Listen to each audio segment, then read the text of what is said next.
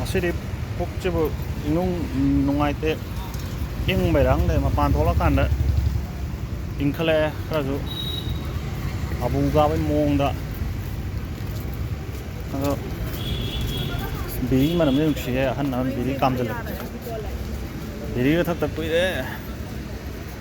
biri thang angah kan thale angah kan thabak nih deh nah sah kan deh boleh tahu deh masih je kan deh bus tong dulu boleh Rajghat cái nó mà phải thôi cái không để này ngã Rajghat nhiều nữa mà kem tới đây cho đi Rajghat không để phải chỉ cái hàn cái camera lấy làm video chỉ nào cái metro đấy cái đó hàng lep decide tao cái bus tất cả rồi bus sama chung hotel Rajghat tuh minit pun muncang deh weather jadi nggak hajatan di sky sih mas ada tan baju yang kang deh iya nggak kok bright color itu light itu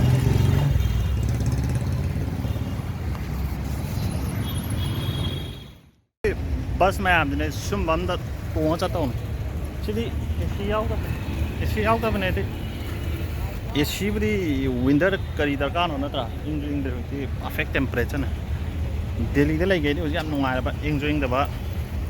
नी जगह लेना बस और आई इसी तिसारम ला अब इसी पूरे जगह ना तुम बल्ले लोग पूरी नहीं ने मौत ले तो शाम ना आई साथ तुम मला आई दे तो दिन तो माइक तारक बना ना बस parking makan apa nih mayang deh bus ngai bang, ai na asona kan ngai den, ai bus na sida nai bang, ai ngasih di 60 fps ada nama nih, picture aja kera orang di tol kan siang bereng, 60 fps ai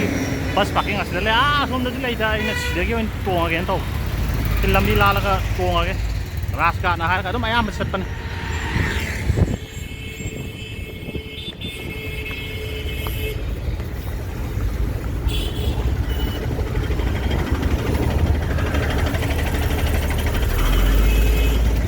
Sắt cái lối nó ngay với ta đây đó mới lại gì bus mà giờ xin nó xin này AC rồi bên này self drilling screw hay mà mai self driving lán khăn rồi giờ chắc thế này làm được cái là metro cái bus này nan nagri thế này chile thế itu kuang ber, kau ini bus kau tuh, ada kecil, maning doa, mamang doa, kalau mangang tengah, wajib ganti apa ya orang, mamang takut orang ya orang, mangang parah doa, maning dari tuh. Rajghat pun di ya orang itu bus dan nekai na pada, ini kang bukang deh, nah hang cun nantok ram nih sih jadi na. Cái nó đó Manali chắp bắt suốt tuần tu nan thuốc lên làm này, ôi mà lấy nắp rồi này, phải nắp tram mà, bây giờ cái nào nó xoay đến nẹt hai là mà nè bà, đó asmi khujin đó cũng mặc phải Rajghat có đi đâu đấy, đó xoay đó muji lấy với em cái từ đi chắp bắt xe chắp tạm này, lộc thuốc chắp vào đi à này đó thằng đấy, gì cái lộc thuốc tại vì đó chắp ra, cái muji đó, muji ude bà. Iya, Rajghat itu sila, sini Rajghat ini. Ayo kita auto focus tau draga di nuai tau nih, semaina ini, semaina tau kan auto focus tau nih, maning jadi blur set leba, blur set pada loin japa binatang tau, ada mi itu masak kang deh tu na, mi masak kang ni apa, ayo tu na ublai dia ju pan dia tu na, enggak, auto focus saya jauh dari fadau nih, tamai tau tu nu kang deh macam, auto apa phone dah iya nggak terang deh, ayo ama phone nama tu sudah tahu, Samsung ni amal lagi ni ada orang yang dah, musik yang tak hangge auto dah, pasal apa malah, tu sini cek tahu apa ni, kum cek macam tahu set lagi kerana, weather sih je, sky je blue je, orang macam pasal tahu ni pada sky blue je suai dah, aing nama juga no, 1080p 60 fps tu ko, kerana sini kerana pasal tahu malah orang 4K ke, tahu terang piap ring, pasal tu. ꯑꯁ ꯉꯁꯤꯗꯤ ꯃꯤ ꯌꯥꯝ ꯂꯥꯛꯑꯦ ꯑꯉꯥꯡꯈꯩ ꯁꯥꯇ꯭ꯔ ꯌꯥꯝ ꯂꯥꯛꯄ ꯃꯥꯜꯂꯦ ꯍꯧꯖꯤꯛꯁꯦ ꯀꯩꯅꯣ ꯅꯣꯕꯦꯝꯕꯔ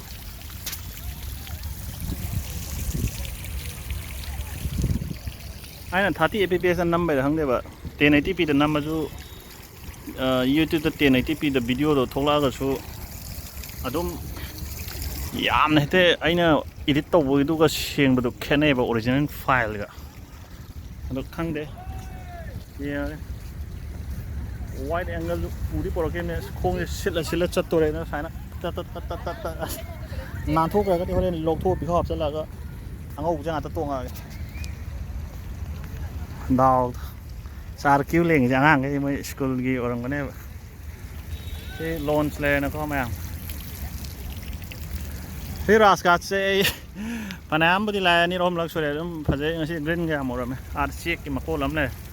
ꯀꯔꯤ ꯅꯣꯡꯃ ꯑꯩ ꯁꯨꯃꯥꯏꯅ ꯋꯥꯛꯀꯤꯡ ꯂꯥꯛꯈꯤꯕꯗ ꯊꯥꯏꯅ ꯋꯥꯛꯀꯤꯡ ꯂꯥꯛꯇꯦ ꯁꯨꯝ ꯀꯣꯏꯔꯛꯄ ꯊꯣꯛꯂꯛꯄꯗ ꯔꯥꯖꯘꯥꯠ ꯉꯥꯏꯍꯥꯛ ꯌꯧꯊꯣꯛꯀꯦꯅ ꯕꯁꯇꯨ ꯎꯕꯗꯀꯣ ꯕꯁꯇꯨ ꯇꯣꯡꯗ ꯀꯨꯏꯔꯦ ꯅꯣꯡꯃ ꯆꯠꯄ ꯌꯥꯎꯔꯦ ꯑꯩꯁꯨ ꯑꯍꯥꯟꯕ ꯅꯠꯇꯦꯕ ꯑꯩ ꯏꯇꯣꯝ ꯂꯥꯛꯏꯁꯦ ꯈꯣꯡꯁꯦ ꯁꯨꯝ ꯅꯥꯟꯊꯣꯔꯛꯑꯦ ꯁ꯭ꯋꯥꯏꯗ ꯀꯤꯁꯟ ꯌꯥꯕ ꯂꯩꯕ ꯖꯥꯠꯂ ꯈꯪꯗꯦꯅꯦ ꯇꯧꯔꯤ ꯌꯦꯡꯕꯗ ꯀꯤꯁꯟ ꯇꯥꯔꯦ ꯑꯗꯨ ꯌꯦꯡꯉꯦ ꯁꯦꯠꯇꯣꯛꯑ ꯄꯤꯈꯥꯎ ꯍꯥꯞꯆꯟꯈ꯭ꯔꯁꯤꯔ ꯈꯪꯗꯦ ꯅꯠꯇ꯭ꯔꯒ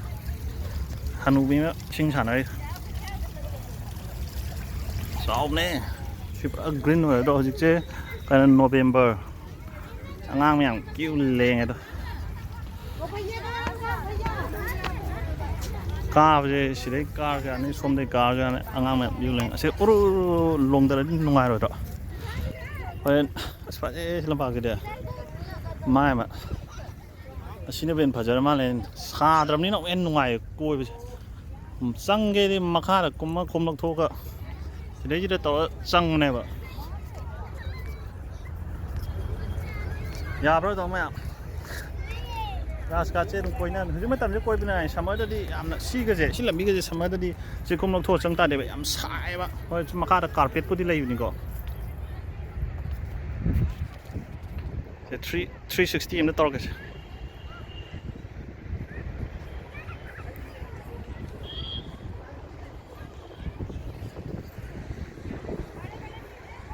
ꯍꯣꯔꯦꯟ ꯇꯥꯏꯝ ꯂꯥꯁ ꯑꯃ ꯇꯧꯊꯔꯛꯀꯦ ꯀꯩꯅꯣꯗ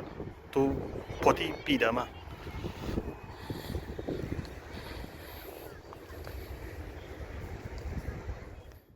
ꯃꯍꯥꯇꯃꯥ ꯒꯥꯟꯙꯤꯒꯤ ꯀꯩꯅꯣ ꯇꯧꯐꯝꯗꯨꯅꯤꯗꯅ ꯃꯥꯒꯤ ꯀꯩ ꯃꯣꯡꯐꯝ ꯍꯥꯏꯇꯥꯔꯦ ꯃꯥ ꯃꯩ ꯊꯥꯈꯤꯕꯗ CCTV ꯀꯦꯃꯦꯔꯥ ꯌꯥꯝ ꯂꯩꯔꯝꯃꯤꯅꯦ ꯊꯥꯏꯅꯗꯤ ꯂꯩꯔꯝꯗꯧ ꯇꯧꯅꯤ ꯁꯤꯒꯁꯦ ꯍꯧꯖꯤꯛꯀꯥꯟ ꯌꯥꯝ ꯍꯣꯡꯅꯔꯕ ꯈꯪꯗꯦ ꯑꯩꯁ ꯃꯤ ꯌꯥꯝ ꯆꯤꯜꯂꯦ ꯁꯤꯁꯦ ꯅꯍꯥꯟ ꯑꯩ ꯃꯃꯥꯡ ꯆꯠꯄꯗ ꯁꯦꯝꯍꯧꯕꯅꯦ ꯍꯥꯟꯅꯗꯩꯁꯨ ꯂꯩꯕꯅꯤ ꯊꯨꯒꯥꯏꯔ ꯁꯦꯝꯕꯖꯥꯠꯅꯦ ꯑꯃꯨꯛ ꯃꯣꯏꯁꯦ ꯁꯦꯝꯃꯦ ꯇꯣ ꯁꯤ ꯃꯌꯥꯝ ꯀ꯭ꯌꯨꯗ ꯂꯩ ꯀꯠꯅꯔꯦ ꯑꯁꯤꯅ ꯃꯩꯁꯦ ꯁꯤ ꯃꯩꯁꯦ ꯁꯨꯃꯨꯠ ꯃꯨꯠꯇꯅ ꯊꯝꯃꯦ ꯃꯩ ꯆꯥꯏꯁꯦ ꯎꯕ ꯅꯠꯇ꯭ꯔꯣꯗꯣ ꯑꯩ ꯍꯣꯔꯦꯟ ꯆꯪꯕ ꯌꯥꯕ꯭ꯔꯥ ꯌꯦꯡꯒꯦ ꯆꯪꯕꯕꯨꯗꯤ ꯌꯥꯏꯗ ꯑꯩ ꯇꯟꯗꯕ꯭ꯔꯥ ꯌꯦꯡꯒꯦꯕ ꯚꯤꯗꯤꯑꯣꯒꯤ ꯑꯣꯏꯔꯁꯨ ꯄꯨꯆꯪ ꯆꯪꯕꯗꯁꯨ ꯇꯜꯂꯤꯅ ꯋꯥꯏꯅ ꯑꯗꯨꯒꯤ ꯐꯖꯗ꯭ꯔꯣ ꯆꯥꯎꯔꯦ ꯀꯩꯅꯣ ꯁꯤꯁꯤꯅ ꯍꯅꯨꯕꯤ ꯃꯌꯥꯝ ꯅꯍꯥꯟꯒꯤꯗꯣ ꯑꯣꯏꯗꯣꯏꯖꯥꯔꯣ ꯑꯉꯧꯕꯤ ꯃꯌꯥꯝꯁꯦ ꯌꯥꯝ ꯂꯥꯛꯏꯁꯦ ꯋꯥꯏꯠ ꯀꯩ ꯑꯗꯨꯁꯨ ꯃꯌꯥꯝ ꯂꯩꯔꯦ ꯍꯅꯨꯕꯤ ꯉꯥꯛꯇ ꯂꯥꯛꯑꯦ ꯍꯣꯏ ꯁꯤꯕꯨꯗꯤ ꯍꯅꯨꯕꯤꯒꯤ ꯃꯐꯝ ꯑꯣꯏꯗꯣꯏꯅꯤꯀꯣ ꯁꯤꯗ ꯍꯅꯨꯕꯤ ꯂꯥꯛꯇꯗꯤ ꯀꯅꯥ ꯂꯥꯛꯇꯣꯏꯅꯣ ꯅꯠꯇ꯭ꯔꯥ ꯍꯅꯨꯕ ꯑꯩꯁꯨ ꯂꯥꯛꯏꯅꯤꯅ ꯐꯖꯅ ꯂꯣꯡꯊꯔꯦ ꯃꯁꯤ ꯑꯃꯗꯤ ꯆꯥꯎꯋꯦꯍꯦ ꯏꯃꯥꯏ ꯄꯦꯝ ꯆꯥꯎꯋꯦꯕ ꯁꯤ ꯐꯨꯠ ꯌꯥꯝꯗ꯭ꯔꯕꯗ 3.5 ꯁꯥꯡꯗꯧ ꯃꯥꯜꯂꯦ ꯃꯥꯏ ꯕꯣꯗꯤꯁꯦ ꯇ꯭ꯔꯪꯁꯦ ꯂꯩꯕ ꯐꯅꯌꯥꯝ ꯍꯧꯊꯔꯝꯃꯤꯅꯦ ꯁꯤꯁꯦ ꯁꯦꯝꯃꯝꯃꯦ ꯐꯖꯅ ꯍꯥꯏ ꯁꯤ ꯑꯉꯧꯕ ꯃꯌꯥꯝꯁꯨ ꯂꯥꯛꯑꯦ ꯑꯗꯣ ꯑꯩꯅ ꯑꯃꯨꯛ ꯍꯥꯡꯉꯦ ꯑꯃꯨꯛ ꯔꯥꯍꯨꯜ ꯒꯥꯟꯙꯤ ꯃꯥꯟꯕ ꯅꯨꯄꯥ ꯑꯃ ꯃꯥꯜꯂꯨꯔꯦ ꯔꯥꯍꯨꯜ ꯒꯥꯟꯙꯤ ꯑꯣꯏꯔꯝꯗ꯭ꯔꯦꯅꯦ ꯁꯤ ꯔꯥꯍꯨꯜ ꯒꯥꯟꯙꯤ ꯃꯥꯜꯂꯨꯔꯦ ꯑꯩꯗꯤ ꯔꯥꯍꯨꯜ ꯒꯥꯟꯙꯤꯗꯤ ꯑꯣꯏꯔꯝꯗ꯭ꯔꯦ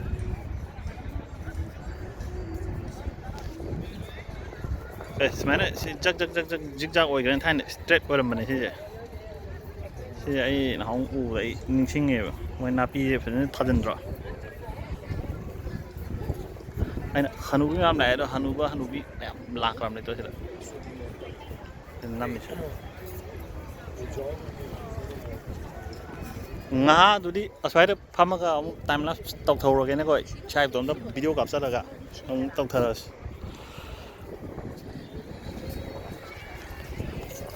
ꯈꯣꯡꯁꯦ ꯅꯨꯡꯉꯥꯏꯔꯦꯗꯣ ꯄꯪ ꯄꯪ ꯄꯪ ꯄꯪꯅ ꯆꯠꯂꯦ ꯋꯥꯏꯠ ꯑꯦꯡꯒꯜ ꯑꯝꯇ ꯇꯧꯊꯒꯦꯅꯦ ꯑꯗꯨꯗꯤ ꯃꯌꯥꯝ ꯁꯤ ꯋꯥꯏꯠ ꯑꯦꯡꯒꯜꯁꯦ ꯁꯨꯃꯥꯏꯅ ꯇꯞꯅ ꯅꯝꯃꯒꯗꯤ ꯁꯦꯡꯉꯝꯗ꯭ꯔꯥ ꯈꯪꯗꯦ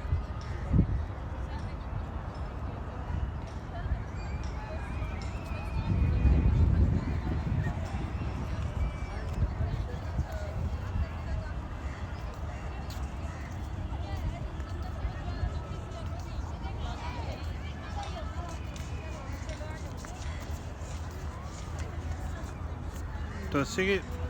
그러지 안gang mày sẽ là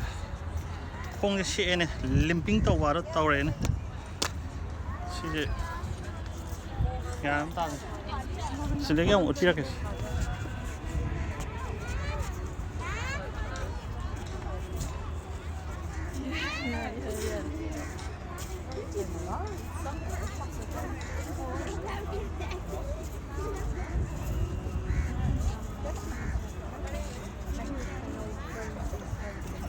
sunlight chứ lạc lắm cái exposure body mang rồi cơ sao đấy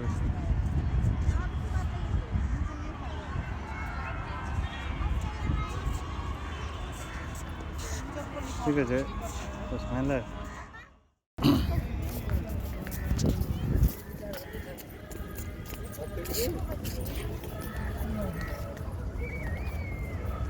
마당 안에 세점 사커리 그래가 까리야 ngahap phammaga saida yenga dawne sumaina leibedi kanadedana ko haina phammaga yenga dawne thauri jom ta udene thauri inda pungen ta un khongje thauri ula disi leina kai leino di khangde ta sina ei leijene auto focus se yaadre oi ro ngai malan smai camera de faje sina pai smai camera je pai be nungai te OIS to ya de video school gi chhatra am na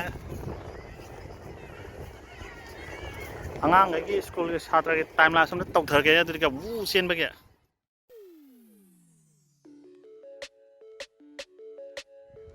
ai bit nungai tro kai do koi lai rom de ne video nam ho dei blog tàu dei koi rồi ta mathang da ka bit yong sel lakre ba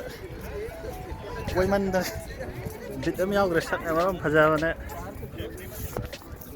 kari bit noi ju khang re ba ye da koi ba lai ne tai kai nong ni nong ai smai na video nam lai bit yaw te da na ka pham ma ka mon ra ngak sana ga tu bit yaw ku ja kon te tim lai na te pham na wa ma le phong thích đi cái mua mà cái gì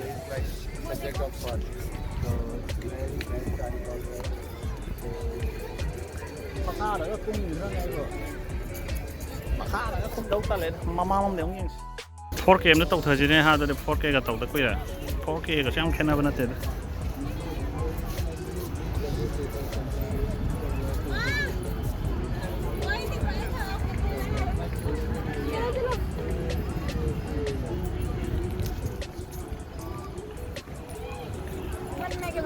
4K rồi phải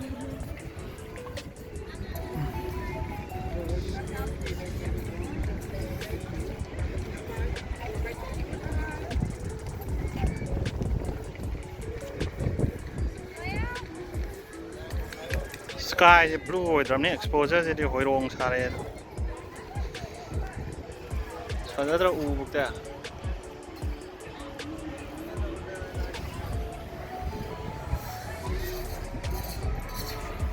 construction workers lai ra sigi powder se yadram ma le ne sigi padana green di oye na ko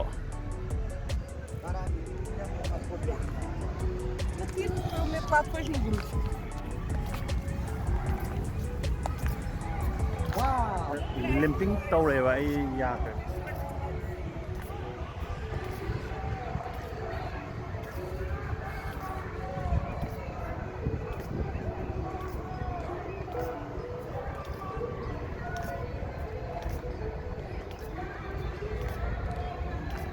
sina kari side oi den hong de to som da ju lai ra si side china ne kari side oi den odi khang dra ba asi o chu main gate ro na te main gate na te sina west and na sound en am de ram ne khang dra siram này asi lai ge ju si ji kai na si winter November end ni na ko se fa se garden ne am je ona sa ada protest story ma le Kejriwal la tàu ông ta rồi tadi protest nó đi khang de Rajghat itu protest tau nama jantar mantar dan nata video kejikan deh si pau ya nama sangat drama kayak nohang dini si jibo ada brick ki om deh brick kira kari gino di khang deh siram deh itu ada mi am lain thà đó này trong nhiều tôi sẽ mặc kum rồi sẽ làm nhà này nè xin tổng đầu đây chơi được xem nó lâu thôi chẳng đây vậy gạt bút tôi lâu thôi mà này tôi sẽ ai thay nó cái photo lấy bên này do và tháp cái mặc kum ninh rồi tận lên thằng tiền này hàng lạc với kum một đây vậy kum rồi đó tận lên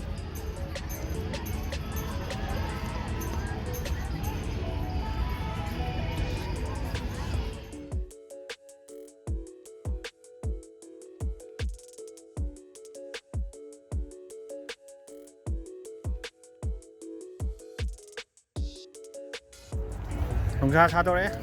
cơ sẽ sao à đất lề nè sao tôi đấy sẽ bên nào muốn sao quay mà xe đi ra chứ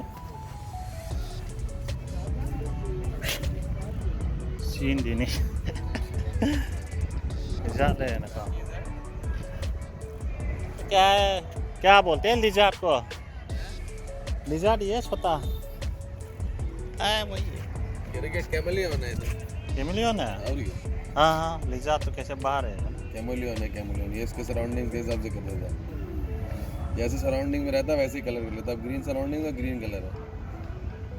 कहाँ से हैं आप हमारा वहाँ तो इतना तो मणिपुर से है ना अच्छा अच्छा अच्छा बड़ा है यहाँ बड़ा भी होता है छोटा है बड़ा भी होता है स्कूल की अंगांग की ओइना तौरेदना को अंगांग मयाम की सिना केजरीवाल की लाव रे मैम जे करी नो दि खंगरे केजरीवाल की मैम लाव ले रे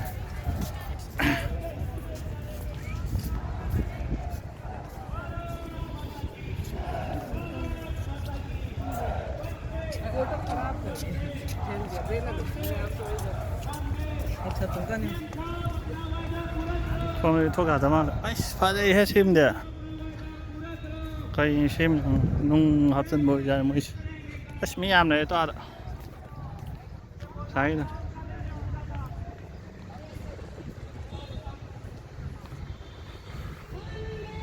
ai đi xíยังไม่หลับวันนี้ได้มาดูยังได้มาดูยังแบบนี้นะก็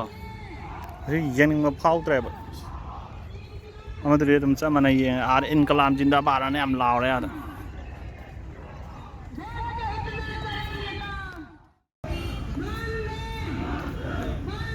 मुझे नहीं है भैया आसपास में मुझे नहीं है जूते वाला दुकान बाहर निकाल के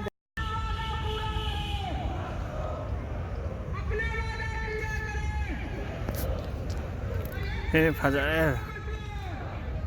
लंबी है नापी से येंगे बस तो नापी ये सीन तो बस हम द स्ट्राइक की लाव ये हम चली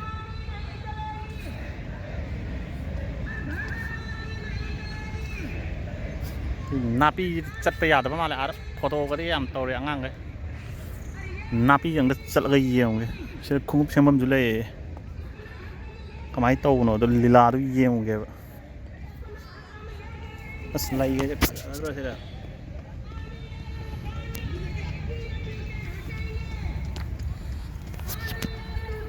नापी फंस रहे हैं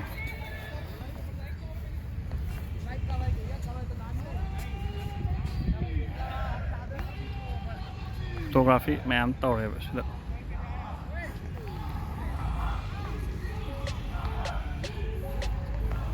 Moi si tu si sing sai na bane si pipe sina. Si du le khang na po ni da ko. Har mi am yi ni kai de ni hang. Hoi ai si yang la mi ga do de. Si pa ka de pa da ja ni ne ko. Mai da do si da. Mai am mai bro.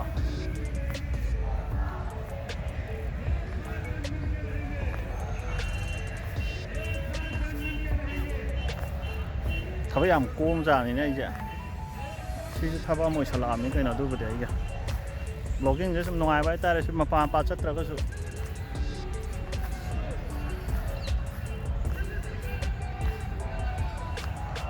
Nupi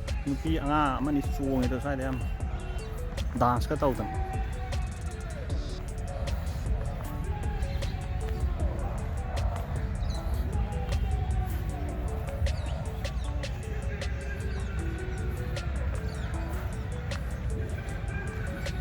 Ada kapal lam tu pame ada lam ur jung nggak tahu biar. Ai kum ce mai ai yok sale lok thok pa ya la ni.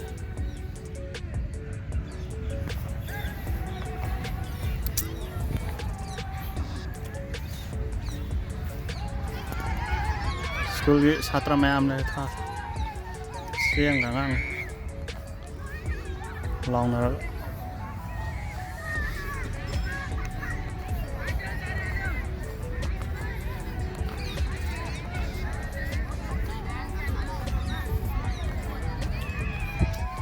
khung ka school ngang ai sian thok pe tha do pe sia lai ngang jo si saturday ko kari school no ba di khang khang am sia mai pi ma ngang ne jadi kai na cái photo cam cặp này tụi mình để slide tàu ngang sang ngũ cũng phải thốt rồi cây là mà ngang mà không đi xoay ngang đó cho mà pa làm đấy lại đó bây giờ nó pa vậy sao này mà school ngang cái pro lạc này đang translate ra hằng rồi mà họ nói vậy tôi phải cây tàu rồi tôi ta cái tôi khá hay lắm mẹ đeo tàu rồi cũng xem vào đây em xem rồi tôi ông ngái này cái đầu tiên hơn hàng quá ra cái hàng pot tha rồi ra cái nó đi giang cái đó khang địa ở xin xong cái men là thế xin it's cũng bao ôi đeo rồi này vậy xin mày sáng hôm mà đi rồi khang địa nàyจะlàmมันไม่ออกตั้งช่องอยู่khang địa nàyตั้งช่างแจ๊บหรอตั้งช่างนี่ได้คุยได้ด้วยอูดพูดจะทำมันหมดรามันน้ำชีแล้วก็ได้น้ำชีด้วยของตั้งในช่างเราแค่ปีเองเลยวิดีโอน้ำดรอมินะก็หากช่างก็เองเท่าไหร่สมนักกันกี่ตัวสมนักกันกี่ส่งกี่โอโปซิตลำเดือดช่างลำเลยว่ะสิ่งที่ช่างก็เนี่ยยังเท่าไหร่คุณจำมัน Tools please at your own risk นะให้เนี่ยทั้งนี้ไปชาลูกปัตตาเราไปปีนมาแล้วชมตัวน่ะเป็นอะไรมาเลยลูกป้ามาหายไป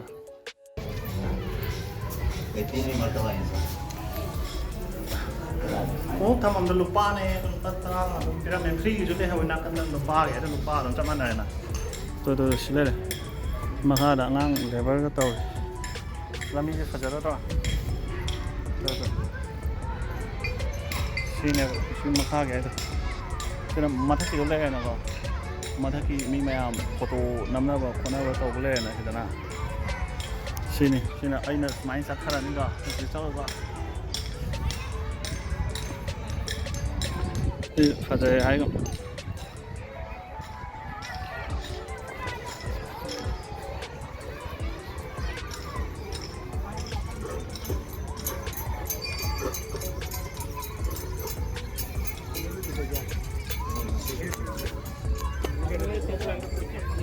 cái nó này mình đi làm tăng anh mình ra phong phong xả đấy tôi chỉ charity box này có dan patan tôi Rajghat xin hey ra mình hay chứ hey ra mình last word này hay mình Gandhi tao Gandhi xí kìa ꯑꯩꯁꯨ ꯃꯇꯦꯛ ꯑꯃꯇ ꯌꯥꯎꯖꯒꯦꯗꯅ ꯁꯤꯗ ꯁꯟ ꯂꯩ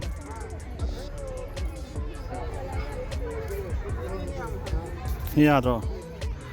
white angle 360 ꯑꯃ ꯇꯧꯊꯁꯦ ꯍꯥꯏꯕ꯭ꯔꯥ ꯑꯗꯨꯗꯤ ꯁꯤꯅ ꯇꯣ ꯍꯧꯖꯤꯛꯀꯤ ꯔꯥꯁꯇ ꯍꯥꯏꯗꯣ ꯁꯤꯁꯦ ꯁ꯭ꯋꯥꯏꯗ ꯁꯤ ꯄꯥꯏꯐꯝ ꯂꯩꯔꯦꯅꯀꯣ ꯌꯥꯝ ꯅꯥꯜꯂꯝꯃꯦ ꯁꯤꯁꯦ ꯋꯤꯟꯇꯔꯁꯦ ꯕꯦꯁ ꯇꯥꯏꯝꯅꯦ ꯁꯝꯃꯔꯗꯗꯤ ꯑꯁ ꯁ꯭ꯋꯥꯏꯁꯦ ꯁꯥꯒ꯭ꯔꯖꯥꯠꯅꯤ ꯃꯣꯖꯥ ꯑꯗꯨꯕꯨꯗꯤ ꯃꯣꯏ ꯀꯩꯅꯣꯝꯕꯨꯗꯤ ꯊꯝꯕꯅꯦ ꯋꯤꯟꯇꯔ ꯑꯣꯏꯔꯁꯨꯀꯣ ꯇꯨ ꯁꯤꯒꯤ ꯃꯩꯁꯤꯅꯦꯕ ꯑꯩꯈꯣꯏꯒꯤ ꯑꯗꯨꯝ ꯆꯥꯛꯑꯒ ꯂꯩ ꯍꯥꯏꯗꯣ ꯁꯤ ꯃꯩꯁꯦ ꯁꯨꯃꯨꯠ ꯃꯨꯠꯇꯦ ꯍꯥꯏꯕꯅꯤ ꯈꯪꯗꯦ ꯃꯨꯠꯄꯒꯁꯨ ꯌꯥꯎꯕ꯭ꯔꯥ ꯍꯥꯏꯕꯗꯤ ꯈꯪꯗꯦ ꯑꯗꯨꯕꯨꯗꯤ ꯏꯟꯗꯤꯌꯥꯒꯤ ꯄ꯭ꯔꯥꯏꯗꯅꯤꯗꯅꯀꯣ ꯁꯤ ꯃꯨꯠꯄ ꯍꯥꯏꯗꯣ ꯃꯨꯠꯍꯟꯕ ꯌꯥꯄꯣꯠꯇꯦꯗꯅ ꯑꯗꯨꯅ ꯁꯤꯅ 360 ꯑꯃ ꯇꯧꯊꯒꯦꯁꯦ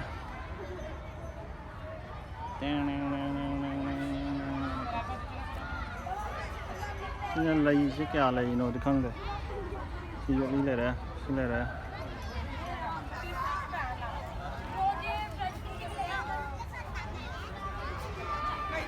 ꯁꯤꯅ ꯁꯤ ꯀꯩꯅꯣ ꯂꯩꯔꯦ ꯁꯤꯅ ꯃꯌꯥꯝꯁꯤꯗ ꯐꯣꯇꯣ ꯀꯥꯞꯐꯝ ꯂꯩꯔꯦꯗꯅꯀꯣ ꯑꯗꯨꯒꯤ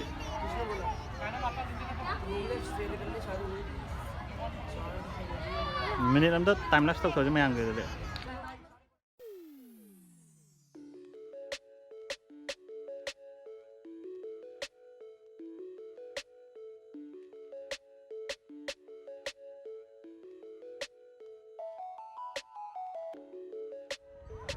ꯁꯤꯅ ꯀꯩꯅꯣꯗꯣ ꯂꯩꯔꯦꯅꯀꯣ ꯑꯩꯉꯣꯟꯗ ꯑꯣꯇꯣ ꯐꯣꯀꯁꯁꯦ ꯇꯧꯔꯝꯗꯗꯤ ꯐꯅꯤ ꯑꯩꯉꯣꯟꯗ ꯐꯣꯀꯁ ꯇꯧꯔꯝꯕꯁꯦ ꯅꯨꯡꯉꯥꯏꯇꯦꯕ ꯁꯤꯅ ꯑꯩꯈꯣꯏꯒꯤ ꯕꯥꯎꯟꯗ꯭ꯔꯤꯗꯨꯅꯦ ꯁꯤꯅ ꯑꯔꯥꯞꯄ ꯑꯩ ꯈꯣꯡꯎꯞ ꯊꯝꯃꯝꯕꯗꯣ ꯁꯤ ꯅꯠꯇꯦ ꯁꯤꯒꯤ ꯑꯣꯄꯣꯖꯤꯠ ꯍꯥꯏꯗꯤ ꯑꯥꯒꯤ ꯑꯁꯣꯝ ꯅꯥꯀꯟꯗ ꯊꯝꯃꯝꯕꯅꯦꯕ ꯁꯤ ꯐꯖꯩ ꯍꯥꯏꯒ ꯑꯩꯅ ꯁꯤ ꯁꯥꯏꯟ ꯖꯒ ꯇꯧꯕꯁꯦ ꯍꯧꯕꯗꯩꯅꯦ ꯑꯩꯗꯤ ꯍꯟꯗꯛꯇ ꯇꯧꯕ꯭ꯔꯥꯅ ꯈꯜꯂꯨꯕꯅꯦ ꯃꯣꯏ ꯍꯧꯕꯗꯩꯅꯦ ꯑꯉꯥꯡ ꯃꯌꯥꯝꯁꯨ ꯃꯣꯏ ꯁ꯭ꯀꯨꯜ ꯂꯦꯁꯁꯤꯁꯨ ꯅꯥꯟꯗ꯭ꯔꯣ ꯑꯉꯥꯡꯒꯤ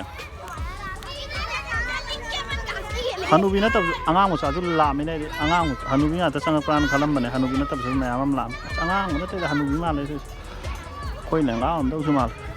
ꯁꯦꯟꯗꯜ ꯂꯩꯅꯤ ꯑꯩꯗꯤ ꯈꯪꯗꯦꯅꯦ ꯁꯤ ꯋꯥꯏꯠ ꯁꯦꯟꯗꯜꯁꯦ ꯂꯩꯕ ꯑꯣꯏꯔꯦ ꯌꯦꯜꯂꯛꯏꯔꯣ ꯃꯣꯏꯁꯦ ꯀꯥꯏꯗꯩꯅꯣ ꯈꯪꯗꯦꯅꯦ ꯁꯤꯒꯤ ꯁꯦꯟꯗꯜ ꯑꯃ ꯂꯩ ꯂꯩꯔꯝꯃꯤꯅꯦ ꯑꯩꯗꯤ ꯈꯪꯉꯨꯗꯦꯅꯦ ꯉꯥꯛꯇꯪ ꯃꯤꯅꯤꯠ 5ꯗ ꯂꯦꯞꯄꯁꯦ ꯁ꯭ꯋꯥꯏꯗ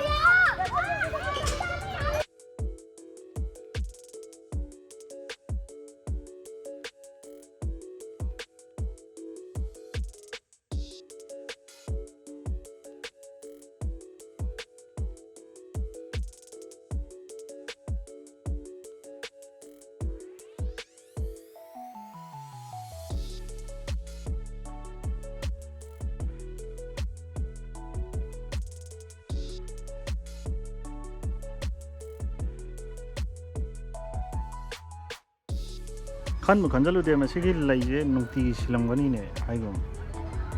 ꯀꯣ ꯁꯤ ꯂꯩꯁꯦ ꯐ꯭ꯔꯦꯁꯅꯦꯕ ꯅꯨꯡꯇꯤꯒꯤ ꯁꯤꯜꯂꯝꯒꯅꯤ ꯃꯌꯨꯝꯒꯤ ꯕꯦꯛꯒ꯭ꯔꯥꯎꯟ ꯃ꯭ꯌꯨꯖꯤꯛꯁꯨ ꯐꯖꯔꯗ꯭ꯔꯣ ꯂꯩꯁꯦ ꯐ꯭ꯔꯦꯁꯂꯤ ꯑꯣꯏꯅ ꯅꯨꯡꯇꯤꯒꯤ ꯍꯥꯞꯄꯝꯒꯅꯦꯕ ꯍꯥꯞꯇ꯭ꯔꯒꯗꯤ ꯀꯃꯥꯏꯅ ꯇꯧꯗꯣꯏꯕ ꯔꯦꯌꯔꯅꯦ ꯁꯨꯃꯥꯏꯅ ꯃꯤ ꯀꯅꯥꯝ ꯂꯩꯇꯕ ꯍꯥꯏꯁꯦ ꯅꯣꯏ ꯅꯥꯀꯟꯗ ꯅꯨꯄꯤ ꯑꯃꯗꯤ ꯍꯅꯨꯕꯤ ꯑꯃꯗꯤ ꯂꯩꯕ photo ꯅꯝꯕꯩꯅꯦ ꯑꯇꯣꯞꯄꯅꯤ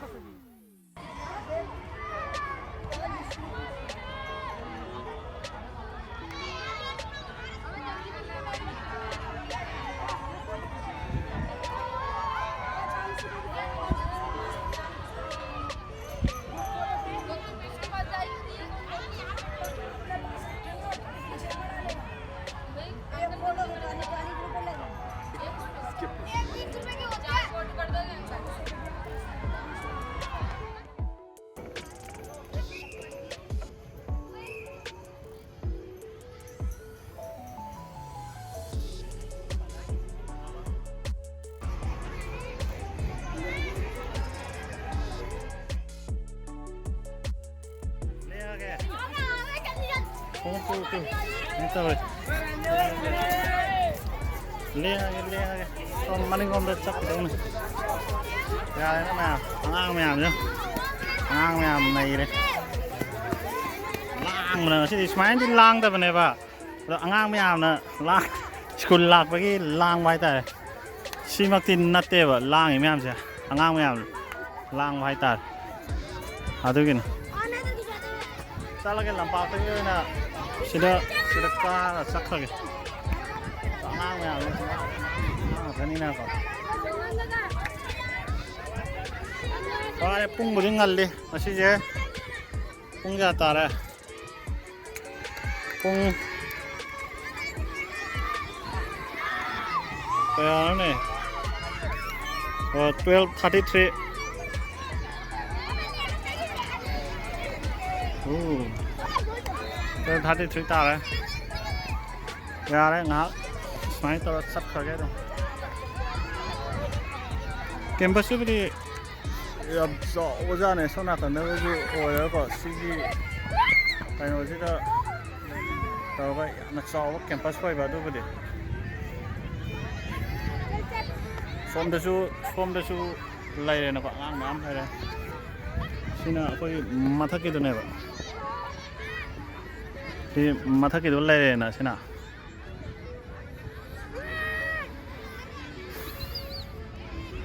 Amang lạc của this máy đi ra mầm đầu, thì Saturday rồi xin nữa,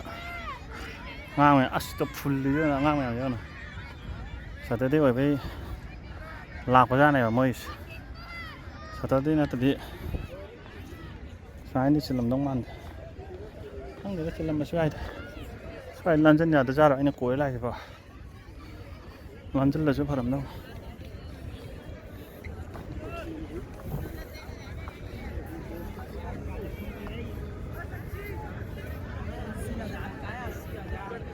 Xong đó em trò nữa lấy làm mình ra này cũng không gì nữa này cái là lan chân mắm thì già một cái này rồi lan chân rồi thế lan rồi sẽ đất tà này tôi chỉ có hộp răng rồi cái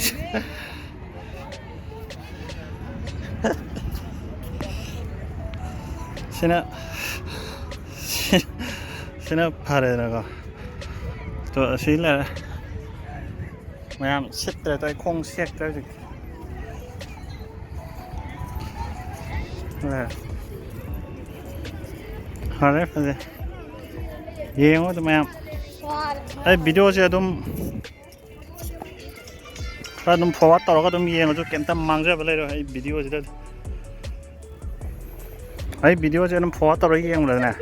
kén tầm miss tao rồi giờ anh em sẽ thả ra là mình copyright cái tàu đó này hay dù đi copyright cái tàu sẽ mà tại tàu đó cái gì à tôi nói gì tôi xin là cái làm video này nè thì anh sai sang mong cái bus cái này thì nó có dating hậu và hậu đấy chỉ ủa thì phải ra đó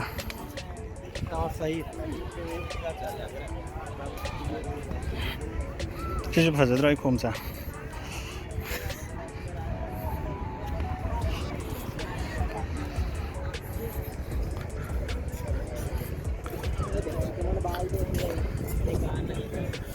Depend depende minimum ang ta lepa ka ang hang iyang ala gitu mina video ka tok da bido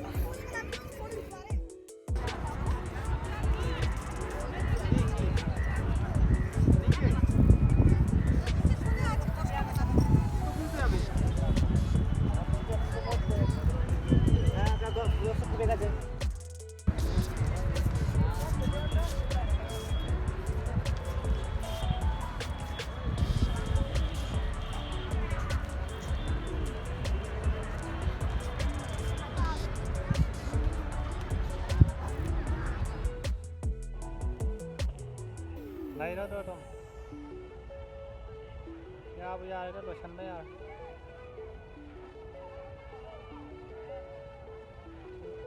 lên ngay lên rồi tiết lạc cái nó phun gì nó thế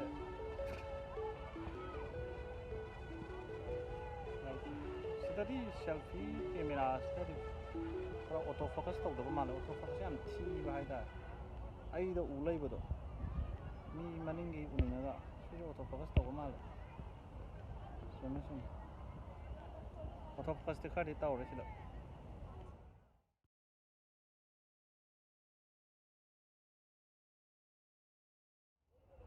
เลี้ยงอะไรนะแม่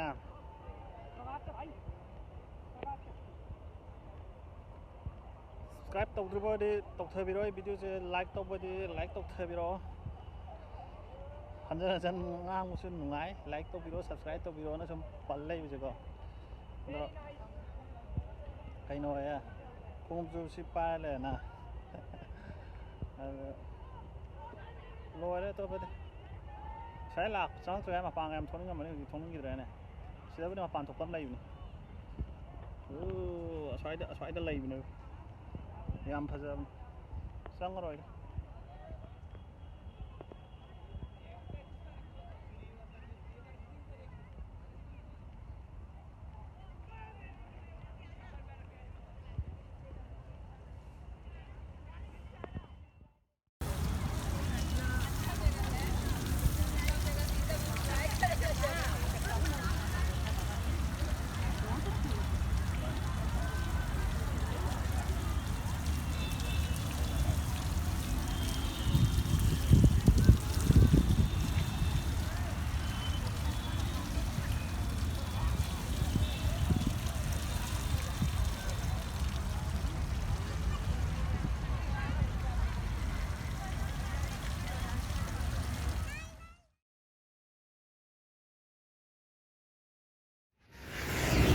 cái bịt chứ nó ngoài bấm này nông thế ngoài ya exciting rồi có video cái gì em rồi không một chuyện nào khác làm thuốc quay đào thì không được rồi ở đây thì cuối là nó nông thế ngoài đấy anh đi la là cái tàu này xí này thôi xe là cái xe lan qua cái tàu này bus đã sắc cái đâu ola đâu vừa đã sắc cái ra cái nắm tàu khăn là cái ngã khăn ngày đó cao mà chúng ta tiền rồi cho tôi học cái này cái file bắt sóng ra được cái thành cái chút cái đàn để mấy cái đèn đi em xin thắc cái đấy tôi sẽ đợi thay là thay mình thì thắc cái bus của cái này bus vẫn chưa thắc cái bus sở cái đó mà mang cái này vào bus sẽ đợi tắt vào cái bus thôi ô tô thôi nữa ra đây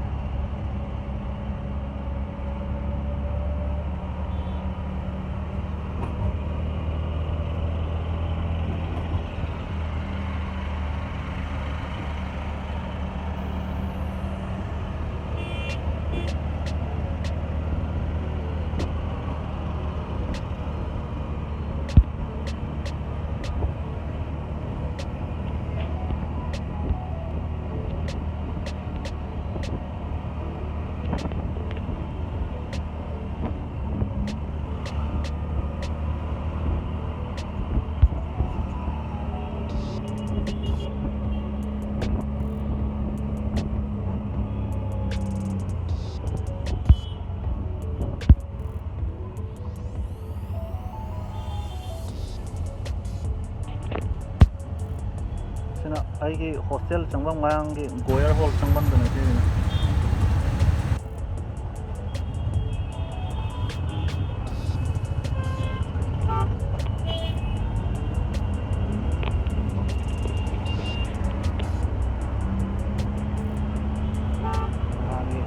yung Muhammad Baleo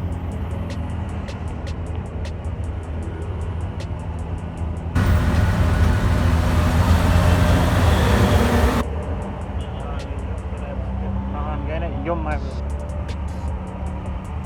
ini apa bisa di dalam metro station ni ya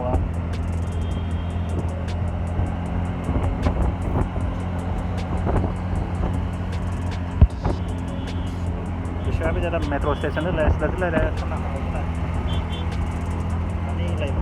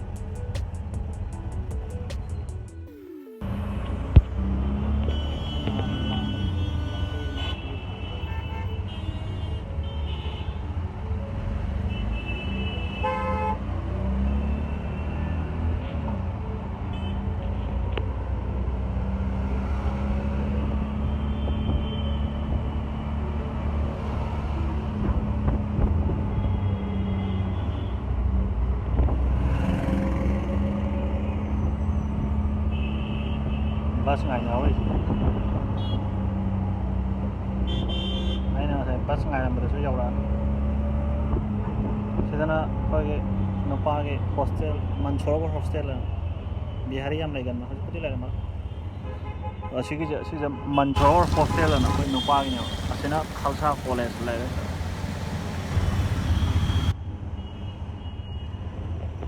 cái là traffic stop game हो रहा है ना हाँ यार गाड़ी के आराम से भाई